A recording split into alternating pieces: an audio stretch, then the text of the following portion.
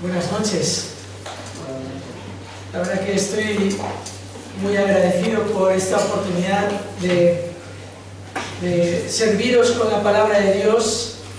Es siempre un privilegio y hoy también es un momento especial, una ocasión especial, el poder comenzar este año juntos considerando la palabra de Dios y orando, buscándole a Él en oración.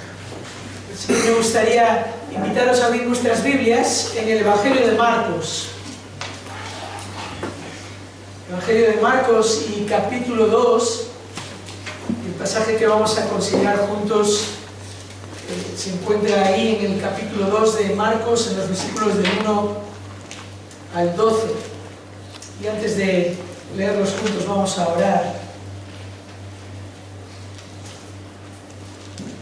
Padre nuestro, abrimos ahora tu palabra, confiados en que tú eres el Dios que tiene poder para dar vida a los muertos, que tú eres el Dios que nos ha enviado al Salvador de nuestra ruina, aquel que cargó nuestra culpa y nuestra maldición. Y Señor, ante tu palabra ahora queremos rogarte que tu Espíritu Santo sea nuestro Maestro y que tu palabra no vuelva a ti vacía, sino que tú hagas tu obra perfecta y poderosa en nosotros a través de la verdad. Tu palabra es verdad, tu Hijo es la verdad, y por eso, Señor, te rogamos que tú nos bendigas por medio de la verdad. Lo pedimos en el nombre de Jesús. Amén. Bueno, es el día de Año Nuevo y algo que seguramente que estamos hartos de escuchar es acerca de los propósitos de Año Nuevo, ¿verdad? Y bueno, no tengo nada en contra de esto. Puede ser algo bueno, en un sentido personal, que uno decida aprovechar este momento tan marcado del calendario, aunque como Juan Pablo decía, y tiene razón, no es muy distinto al día de ayer y al día de mañana, pero a veces esas fechas nos ayudan, ¿verdad? Es decir, a partir de ahora voy a comer menos, o voy a beber más agua, o voy a caminar. Bueno, ese tipo de cosas, ¿verdad? Pero ese tipo de cosas son muy personales y muy particulares, y igual pueden funcionar para algunas personas y no para otras. Y yo quiero hablaros de un propósito, el propósito que además nunca debería cambiar, y un propósito que es común a todos aquellos que hemos confiado en Jesús como nuestro Salvador y nuestro Señor.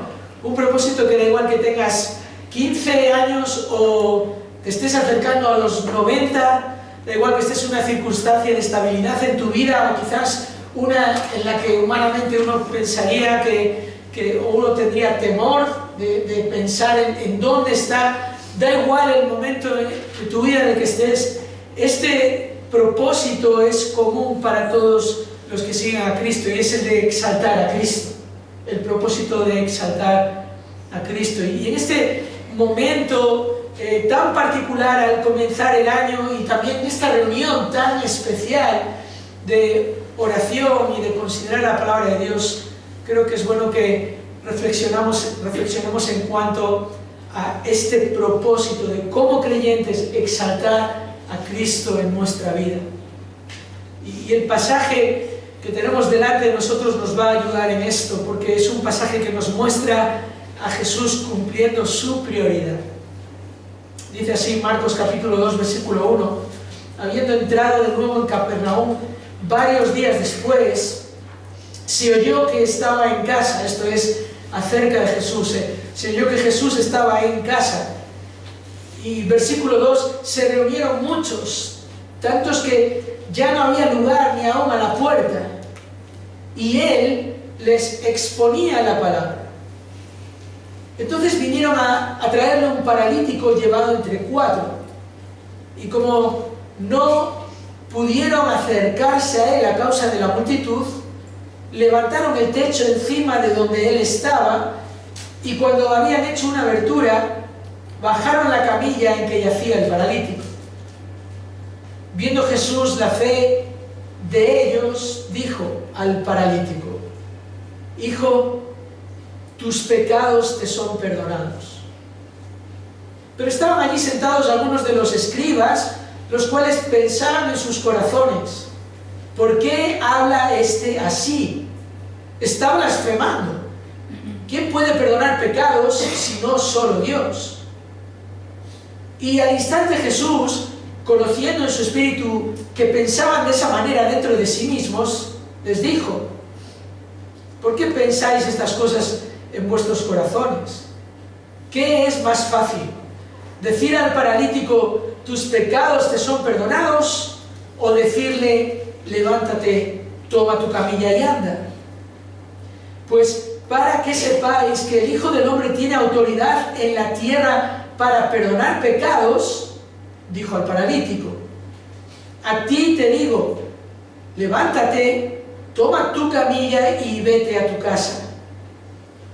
Y él se levantó y tomando al instante la camilla, salió a la vista de todos, de manera que todos estaban asombrados y glorificaban a Dios diciendo: jamás hemos visto cosa semejante. En este relato que acabamos de leer, que no es muy navideño, lo confieso, no hay pastores, no hay pesebre, no hay magos, pero en este relato que hemos leído vemos cuál debería ser el propósito principal del creyente y cómo en nuestra mente, quizás pensando en el año que comenzamos, esta debería ser nuestra prioridad, o deberíamos renovar en nuestra mente, en nuestro corazón, esta prioridad, que es la prioridad del Señor Jesús, y por lo tanto debería ser nuestra prioridad, la de predicar el Evangelio, la de proclamar el mensaje que transforma a pecadores. Este es un relato que nos recuerda que lo primero es lo primero. Y con esta frase tan obvia, que casi raya lo incorrecto en el lenguaje español, lo primero es lo primero, quiero enfatizar precisamente este punto, que en el primero de año no debemos olvidar que lo primero para el creyente es exaltar a Cristo. Y exaltamos a Cristo cuando le adoramos por quién es Él, y este pasaje nos muestra quién es Jesús, y cuando, como Él, proclamamos el mensaje que Él proclamó. ¿Por qué? Porque, como digo, puedes tener propósitos muy interesantes para aplicar en tu vida en este momento en el que estás, pero aquí el Señor Jesús está hablando del propósito más importante, aquel que nos recuerda que la eternidad es lo que está en juego. La eternidad de las personas es lo que está en juego.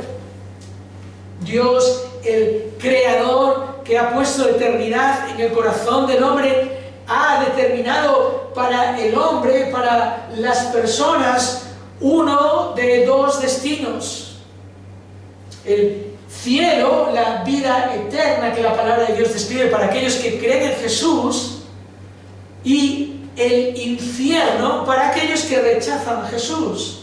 Pero, ¿qué es lo que lleva a alguien al infierno? Piensa por un momento en esta pregunta. ¿Qué es lo que lleva a alguien al infierno? Y uno podría decir, los pecados. Aunque si afinamos y somos más precisos, de acuerdo a la palabra de Dios, no son los pecados de una persona lo que le llevan a alguien al infierno. Son los pecados no perdonados de esa persona lo que le llevan al infierno. Esta es la realidad que este pasaje nos vuelve a recordar. Los pecados no perdonados son los que hacen a toda persona merecer una eternidad en el infierno. Y todos hemos pecado. La palabra de Dios es clara en cuanto a esto. Todo ser humano ha pecado contra Dios. De la misma manera que la palabra de Dios también es clara en recordarnos que los que creen en Jesús han sido perdonados. ¿Por qué? Es la clave de este pasaje. porque solo Jesús tiene autoridad para perdonar pecados. Este relato que acabamos de leer es la crónica de un milagro asombroso. Luego lo vamos a ver, un paralítico, alguien que no podía mover su cuerpo, que estaba en una situación irreversible e irremediable, al instante camina y recobra un estado normal, natural de su cuerpo. Pero no es el milagro más grande ni más asombroso en este relato. Este es simplemente un milagro pequeño comparado con el grande en el relato, que sirve para apuntarnos al grande, al más maravilloso y asombroso. Y por eso este pasaje nos ayuda a entender que lo primero es lo primero, que hay muchas necesidades, que puede haber muchas situaciones difíciles, complicadas, incluso irremediables, pero para aquella con la que nadie puede hacer nada, la del perdón de los pecados, este pasaje nos recuerda que Jesús tiene el poder y la autoridad para hacerlo reversible. Más allá de todas las necesidades que alguien pueda tener, el pecado es su mayor problema. Y la gran noticia es que Jesús tiene autoridad para perdonar pecados. Esta verdad es la que debe determinar nuestra prioridad en la vida como creyentes. Por eso me gustaría que te fijes conmigo en este relato y observes la contundente manera en que Jesús va a demostrar que Él tiene autoridad para perdonar tus pecados. Y vamos a considerar este relato por medio de 5 sencillas palabras. Este relato tiene 5 partes y con 5 palabras vamos a considerarlo. La primera de estas palabras es atención. Atención. Y con esta palabra nos referimos a cómo el relato comienza con la atención que Jesús estaba generando en las personas en torno a aquella ciudad de Capernaum. Esa atención que Jesús estaba recibiendo de las personas al comienzo de su ministerio. Fíjate en los versículos 1 y 2. Habiendo entrado de nuevo en Capernaum varios días después, se oyó que Jesús estaba en casa. No sabemos más datos en cuanto a qué casa, sabemos que es ahí en Capernaum y sabemos que al comienzo de su ministerio Jesús estaba en esa zona de su ciudad natal, Nazaret. Y versículo 2 dice, se reunieron muchos, tanto que ya no había lugar ni aún en la puerta. Esto es en la puerta de la casa, y Él les exponía la palabra. Ahora, esto podría sonar como algo bueno, ¿verdad? Cuánta gente se está acercando a Jesús, cuánta gente está buscando a Jesús. Pero el contexto de este capítulo 2, todo el capítulo 1 realmente, y luego los siguientes capítulos, nos van a mostrar que esta atención no era una buena atención, no era una atención por los motivos correctos. Que lo cierto es que Marcos está mostrándonos al comienzo de su evangelio que la fama de Jesús crecía de tal forma que limitaba su ministerio. No lo ampliaba, no lo avanzaba, sino que más bien todo lo contrario. Fíjate, por ejemplo, en el capítulo 1 y en el versículo 32, ahí Jesús está en la casa de Simón y su suegra está enferma ahí, y Jesús la sana. Y luego en el versículo 32 dice, a la caída de la tarde, después de la puesta del sol, le trajeron todos los que estaban enfermos y los endemoniados. Y toda la ciudad se había amontonado a la puerta, y sanó a muchos que estaban enfermos de diversas enfermedades, y expulsó muchos demonios, y no dejaba hablar a los demonios porque ellos sabían quién era Él. Y otra vez, todo esto puede parecer bueno, la gente se acercaba, Jesús hacía milagros, pero Marcos nos está mostrando ahí pequeños detalles para señalarnos que esto no es positivo, esto es negativo, como el hecho de Jesús mandando callar a los demonios, porque ellos estaban haciendo una labor de generar una atención que no era apropiada sobre Jesús. Los motivos por los que estas personas se acercaban a Jesús no eran los correctos. Fíjate cómo termina el capítulo 1. Otra vez Jesús hace una curación milagrosa de un leproso, y luego versículo 44 le dice esto. Marcos 1:44. Mirad, no digas nada a nadie, sino ve, muéstrate al sacerdote y ofrece por tu limpieza lo que Moisés ordenó para testimonio de ellos. ¿Te das cuenta que Jesús no quiere que la gente sepa que Él ha hecho ese milagro o que Él es un hacedor de milagros, sino que más bien quiere que las personas cumplan la ley y hagan lo correcto? Pero, versículo 45, él, el leproso, en cuanto salió, comenzó a proclamarlo abiertamente y a divulgar el hecho. Y ahora nota esto, a tal punto que Jesús ya no podía entrar públicamente en ninguna ciudad, sino que se quedaba fuera en lugares despoblados y venían a Él de todas partes. Entiende esto, Jesús tenía esta fama y la gente le buscaba porque querían ver sus milagros. Pero la prioridad de Jesús no eran los milagros, la prioridad de Jesús era la predicación del Evangelio, era exponer la palabra de Dios. Fíjate en el versículo 38, después de esa escena en la casa de Simón, en la que tantos se agolpaban ante él, al día siguiente le están buscando, dice el versículo 37, que los discípulos encuentran a Jesús que se había ido aparte a orar, y le dicen, todos te buscan. Y este buscan, este verbo, que se repite varias veces en este Evangelio de Marcos, siempre aparece en una connotación negativa, de buscar por la motivación incorrecta. Y Jesús les dice, versículo 38, vamos a otro lugar, a los pueblos vecinos, para que predique también allí, porque para eso he venido. Y por eso Marcos luego, en nuestro pasaje, al final del versículo 2, dice que esto es lo que Jesús estaba haciendo. Jesús no estaba en aquella casa llena de una gran multitud de personas, de manera que ya no podía entrar nadie más ahí para hacer milagros. Él dice, les exponía la palabra.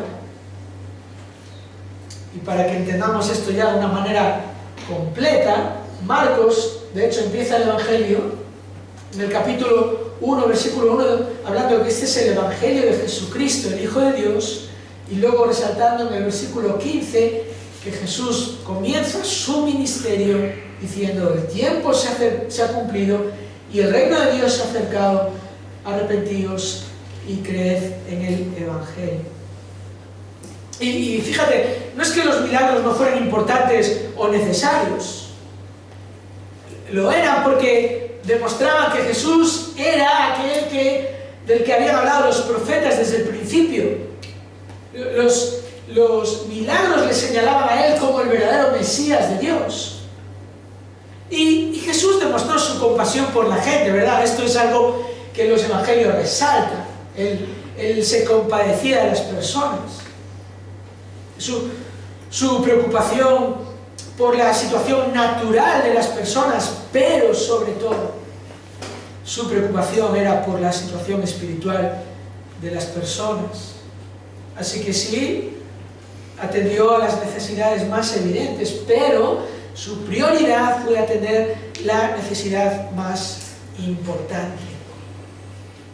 Los milagros confirmaban quién era Jesús. Los milagros eran para que las personas escucharan con atención lo que Jesús tenía que decir, y al comienzo de esta escena resulta que la preferencia del pueblo sigue siendo la posibilidad de ver algún milagro, no el privilegio de escuchar el Evangelio. La atención de la gente no está en lo que Jesús dice. Y esto debería hacernos pensar a nosotros en cuanto a de qué manera nos acercamos a Jesús. Porque a veces, aunque no necesitemos un milagro en nuestra vida, o si lo necesitemos, a veces nuestro acercamiento a Jesús es en términos de que Él me dé lo que yo creo que necesito. No de acercarme a Él para escuchar lo que Él tiene que decir. Y esto, viendo este pasaje, tiene mucho que ver con no entender bien quién es Jesús. Y algo que el pasaje nos va a recordar: Jesús no es cualquiera, pero Jesús tampoco es un hombre famoso, ni un hacedor de milagros, ni un solucionador de problemas. Jesús es el Salvador de los hombres.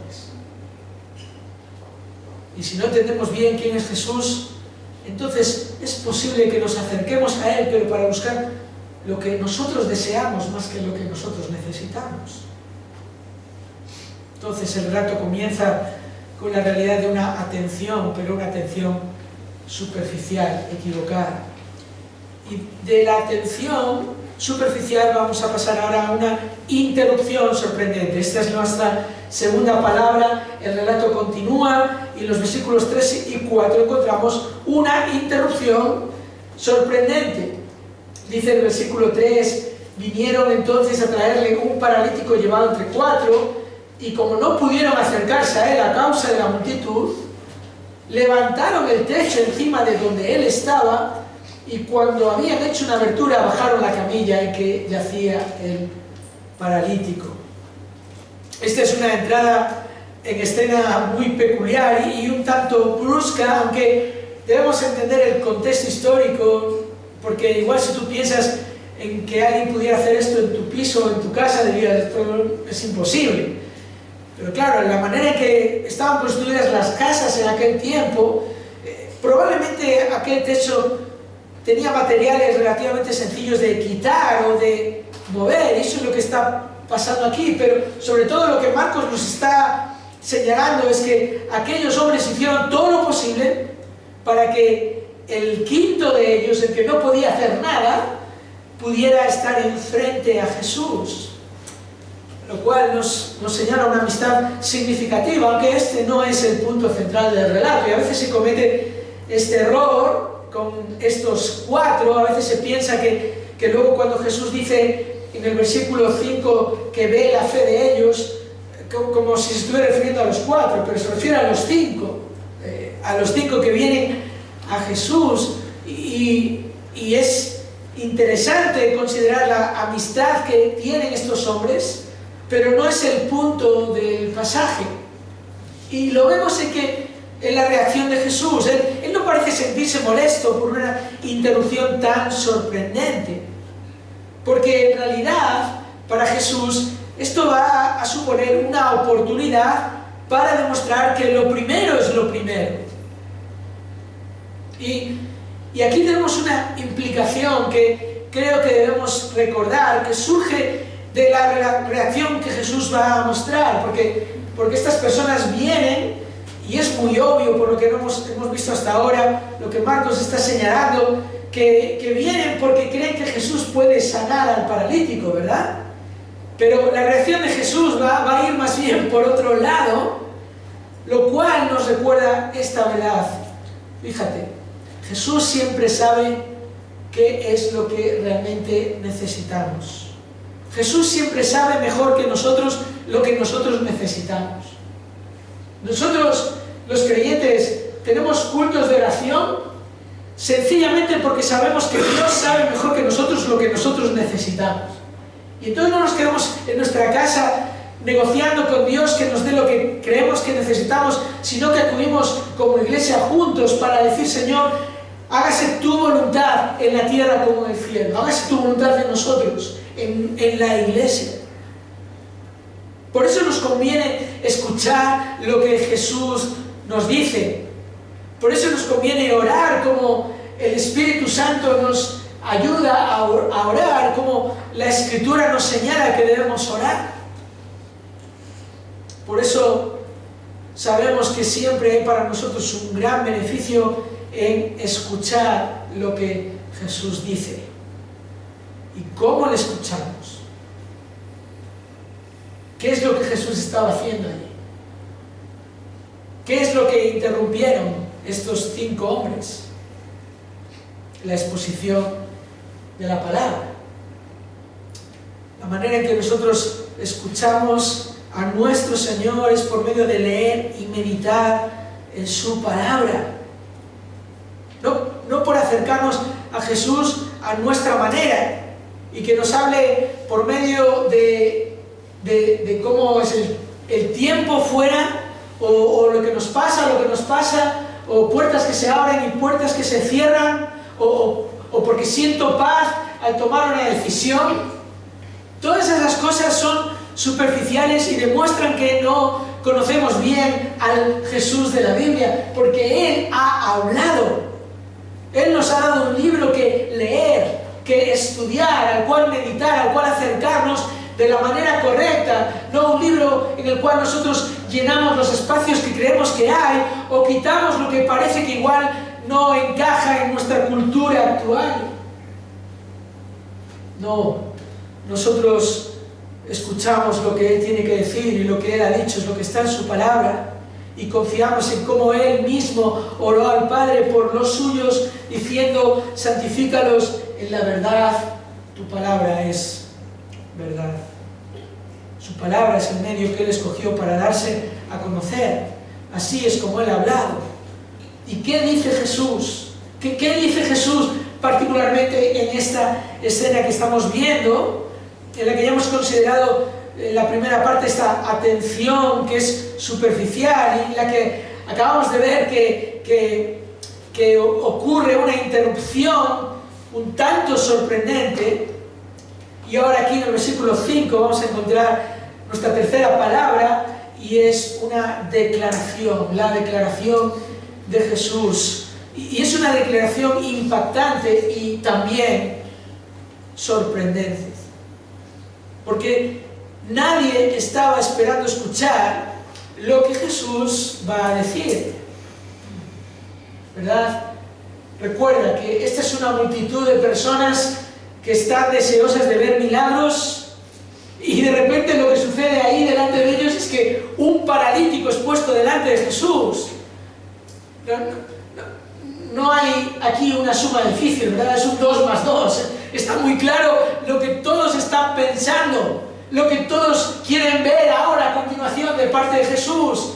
Pero nadie espera que Jesús diga: hijo, tus pecados te son perdonados. Algunos quizás podrían estar esperando que Jesús hiciera un reproche. Hombre, esta no es la manera de interrumpirme, ¿verdad? Sería raro, ¿verdad?, que eso ocurriera en uno de nuestros puntos cuando el predicador está hablando. Otros igual, como decía, estaban simplemente queriendo ver, no escuchar, a ver qué hace Jesús ahora, en este momento. Pero Jesús no hace. Jesús no se deja llevar por las modas y las corrientes y lo que las personas desean, porque su prioridad está muy clara, y lo primero es lo primero. Y Jesús dice algo que demuestra que nadie más está viendo lo que Jesús ve. Versículo 6. Pero estaban allí sentados algunos de los escribas, los cuales pensaban en sus corazones: ¿por qué habla este así? Está blasfemando. ¿Quién puede perdonar pecados si no solo Dios? Y al instante Jesús, conociendo en su espíritu que pensaban de esta manera dentro de sí mismos, les dijo: ¿por qué pensáis estas cosas en vuestros corazones? Notad esto. Hay otro grupo de personas aquí delante de Jesús del cual aún no habíamos hablado, y no son los que están esperando ver un milagro, son los que están buscando algo que señalar. los religiosos, pero otros también que no están queriendo escuchar a aquel que está manifestando claramente que es el que los profetas habían anunciado. Pero lo que estos van a señalar como una ofensa, como una blasfemia, como lo que no puede ser y no se puede permitir de ninguna manera, resulta que es la verdad, y es lo que acaba de ocurrir. Porque el mayor milagro del relato acaba de suceder. Cuando Jesús dice, tus pecados te son perdonados, lo más inesperado y lo más importante ya ha ocurrido.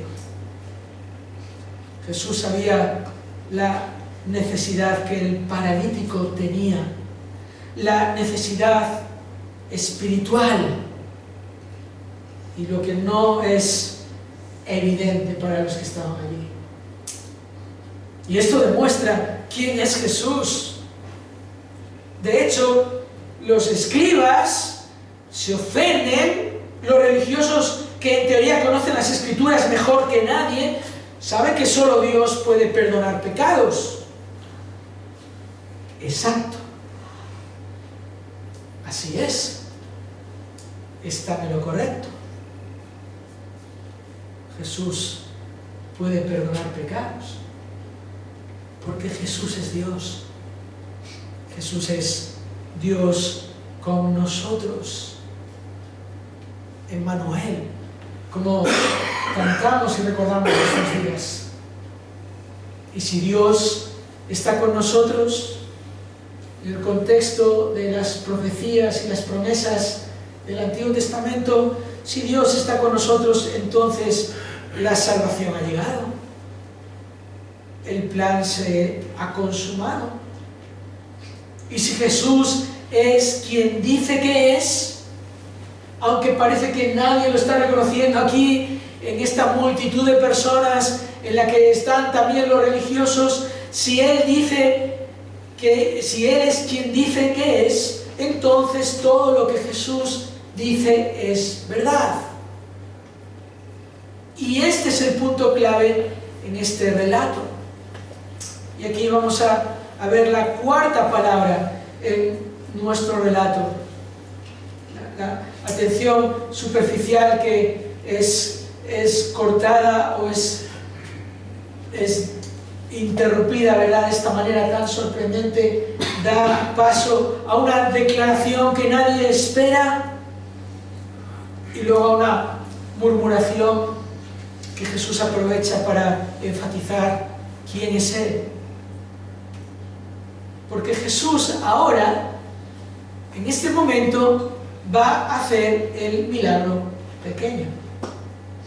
De acuerdo a nuestro pasaje, según lo que estamos viendo claramente en las Escrituras, Jesús va a realizar el milagro pequeño para que entendamos que Él ha realizado el milagro grande. Habíamos leído en el versículo 8, ¿verdad?, que Jesús sabe lo que están pensando estos religiosos en sus corazones, y ahora el versículo 9 dice, ¿qué es más fácil? ¿Qué es más fácil? ¿Decir al paralítico tus pecados te son perdonados? ¿O decirle levántate, toma tu camilla y anda? Fijaros cómo Jesús les habla, les dice, ¿qué es más fácil decir? Esto debemos entenderlo bien. No qué es más fácil hacer, sino qué es más fácil decir. Y claro, ¿cómo puedes demostrar que el perdón de los pecados ha ocurrido? Porque decir al paralítico levántate y anda, si no se levanta y no anda, bueno, ya estás demostrando que eres un farsante. Pero ¿cómo podemos ver algo que es espiritual? ¿Cómo podemos ver que Dios, que Jesús aquí, perdón, ha hecho el milagro grande, el milagro más maravilloso? Bueno, por medio de la demostración de Jesús del milagro, que es pequeño en comparación al perdón de los pecados, pero es asombroso, es sobrenatural, Esta es la cuarta palabra, demostración. Una demostración de Jesús sobrenatural. Versículo 10 dice, pues para que sepáis que el Hijo del Hombre tiene autoridad en la tierra para perdonar pecados. Entonces mira al paralítico y a ti te digo, levántate, toma tu camilla y vete a tu casa. Versículo 12. Y él se levantó y tomando al instante la camilla, salió a la vista de todos, de manera que todos estaban asombrados y glorificaban a Dios diciendo, jamás hemos visto cosa semejante. Claro, la pregunta en realidad en la demostración es, ¿qué es más fácil hacer? Entre una enfermedad incurable, como era esa parálisis de este hombre delante de Jesús, y una resurrección imposible, porque de eso se trata el perdón de los pecados, ¿qué es más fácil hacer? Y eso es lo que Jesús está haciendo. Le está diciendo, en realidad es más fácil hacer esto que, claro, nadie puede hacer. Lo que Jesús hace aquí es sanar una enfermedad incurable. Y nota esto también para cuidar tu mente de esas proclamas en el mundo evangélico que llegan de que sanidades por aquí y milagros por allá y cosas que no tienen nada que ver con lo que aquí está pasando. Jesús lo que hace aquí es al momento, al instante, y lo hace completamente. Ninguno de esos 4 amigos tiene que ayudarle a levantarse ni a tomar esa camilla. Y Jesús no le dice, mira, por cierto, hace unos meses de rehabilitación. No, es al instante y de manera completa, para demostrar que también el perdón de los pecados en Cristo es así, al instante y de manera completa. Pero la diferencia está en que el pecado no es una enfermedad incurable. Y a veces podemos caer en ese error. La Biblia nos describe el estado del pecador como de muerte, muerte espiritual. No hay ya ningún tipo de esperanza para el que está muerto. Ninguno de nosotros podemos hacer que nuestros pecados sean perdonados. La salvación es una obra de Dios y el perdón no se puede ganar. Da igual que te consideres una buena persona. Delante del Dios que es santo y justo, un solo pecado ya te condena. Un solo pecado. Y no tienes autoridad para deshacer lo que has hecho. Y ahí está la clave. ¿Has creído en lo que Jesús dice? ¿O estás esperando que Jesús haga por ti lo que quieres que Él haga? ¿Estás con tu vista puesta en que ocurran cosas para que entonces confíes en Dios? ¿O está tu vista puesta en lo que Jesús ha dicho y en cómo Él ha demostrado que lo que Él ha dicho es verdad y es totalmente fiable, para entonces vivir de acuerdo a su palabra? Piénsalo bien, no sea que te estés acercando a Jesús para lo que a ti te conviene. Porque una multitud atenta, como vemos al principio de este relato, y una multitud asombrada, como vamos a ver ahora al final de este relato, no es necesariamente una multitud arrepentida. Y la manera en que este relato termina, aunque pueda parecer que no termina bien. No debemos confundirnos aquí cuando leemos que todos estaban asombrados y glorificaban a Dios, diciendo jamás hemos visto cosas semejantes. Déjame explicarte. Este relato comienza con una atención superficial y continúa con una interrupción sorprendente y luego da paso a una declaración sublime para luego también una demostración sobrenatural. Termina, aquí está nuestra última palabra, con una admiración que también es superficial. Y esto lo sabemos por dos razones. Una está en el texto, en este pasaje, en el versículo 12. Leemos que se asombraron y decimos bien. Leemos que glorificaban a Dios y decimos ¡qué bien! Y entonces leemos que dicen jamás hemos visto cosa semejante y paramos un momento. ¿Cómo que jamás hemos visto? Porque lo más sorprendente de este relato no es lo que han visto, es lo que han oído. Ese Jesús diciendo tus pecados te son perdonados es sin duda lo más maravilloso del pasaje. Y si no están asombrados por esto, y si no están glorificando a Dios por esto, entonces su admiración no es suficiente y siguen enfocados en los milagros. No estaban admirados por lo que habían oído. Y la segunda prueba de esto es seguir leyendo. Sigues leyendo el relato de Marcos y te vas a dar cuenta que esa multitud sigue siendo una multitud incrédula, que sigue buscando a Jesús por los motivos incorrectos, y que cuanto más Jesús habla la verdad del Evangelio y les confronta con el pecado, más esa multitud se vuelve hostil hacia el que luego van a acabar pidiendo crucifícame.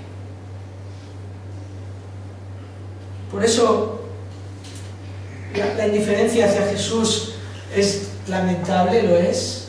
Que haya personas que no quieren saber absolutamente nada de Jesús es lamentable, pero aún más lamentable es el pensar en aquellos que admiran a Jesús y sin embargo no se dan cuenta que la admiración no es suficiente. Esta es la realidad de los casi cristianos, de haber hecho profesión de fe, haber hecho una oración en algún momento de su vida, incluso haber bajado las aguas del bautismo públicamente, pero no estar siguiendo al Señor y vivir vidas de según lo que me pasa, me acerco o me alejo, pero no la de ese discípulo verdadero que está con su mirada puesta en lo que Jesús ha dicho, que manifiesta su fe como fe genuina haciendo lo que Jesús dice que debemos hacer. Por eso el relato termina de una manera que es una gran y severa advertencia para nosotros de saber que conformarnos con una religión, sea la religión que sea, incluyendo la religión evangélica, conformarnos con una religión o con una buena manera de vivir, haciendo obras de caridad o acciones de amor sincero, no dudo de la sinceridad de ciertas acciones. Todo eso no es suficiente para solucionar el problema de nuestro pecado. Lo primero es lo primero. Y lo primero es que creas en quién es Jesús, Dios hecho carne, Dios viniendo a este mundo a pagar una deuda infinita que solo un ser infinito puede pagar. Jesús muriendo en la cruz del Calvario, y Jesús muriendo en la cruz del Calvario porque la deuda es de los hombres y los hombres necesitan un mediador hombre, y este hombre Jesús es el que pudo pagar esa deuda, porque es el hombre que nunca pecó, aquel que no cometió pecado y que por lo tanto puede salvar a los que sí hemos pecado. Así que piensa en la actitud de los que estaban allí tan cerca y a la vez tan lejos. La indiferencia es preocupante, sí, pero la admiración no es suficiente. y sobre todo la fe. La fe es determinante. Y es lo que el texto nos muestra en el versículo 5, es Jesús, el mismo que sabe lo que hay en el corazón de los religiosos, lo que están pensando.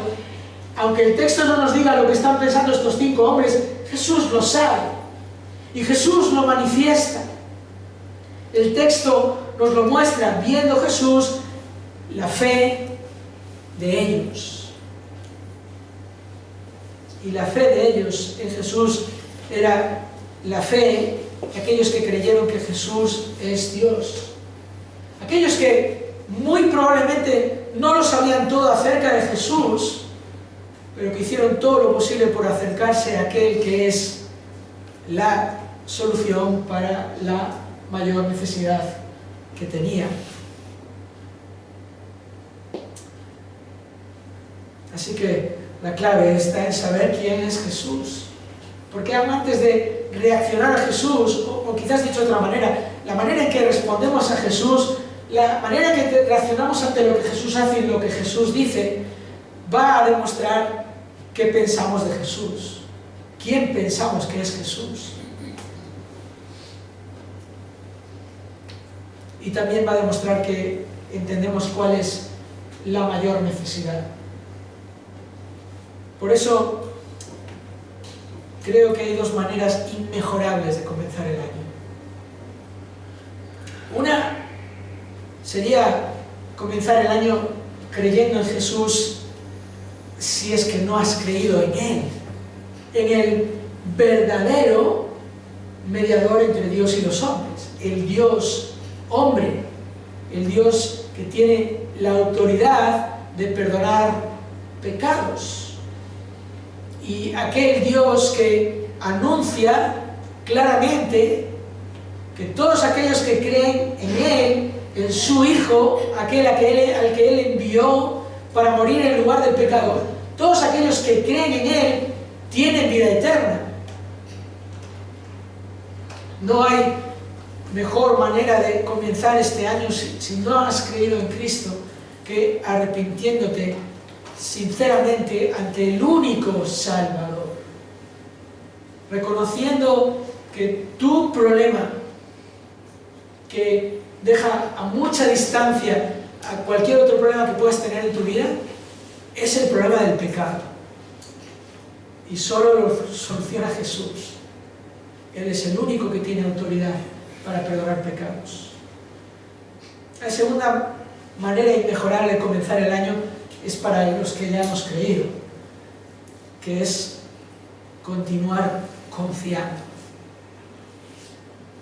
Aquellos que ya nos hemos arrepentido sinceramente ante el único Salvador, lo que tenemos que seguir haciendo es arrodillarnos sinceramente ante el único Señor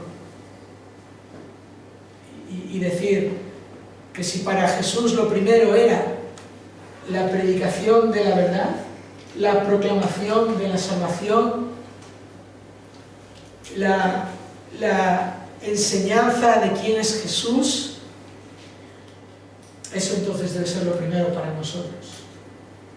Y en eso estamos los creyentes todos unidos, en eso no hay diferencia, ya sea que estás más cerca del paralítico en la camilla que de los 4 que tenían fuerza para abrir el techo y dejarle allí delante. Ya sea cual sea tu edad, ya sea que estés más cerca y diciendo al Señor, he vivido mis años, mis años han estado llenos, y cuando quiera, Señor, o para aquellos que dicen, aún tengo planes, aún estoy soltero, aún no tengo un trabajo, aún no tengo una familia, aún hay tanto por hacer. Unos y otros, todos tenemos esta misma prioridad de adorar a nuestro Señor por medio de una atención y una admiración sinceras, no superficiales, y por medio de una proclamación valiente de su salvación, por medio de hablar la verdad y no quedarnos esperando a que ocurran cosas a nuestro alrededor. proclamar la salvación por medio de esa palabra que es eficaz y eterna. Lo primero es lo primero. Y en el primero de año digo yo que es apropiado recordarlo. Oremos.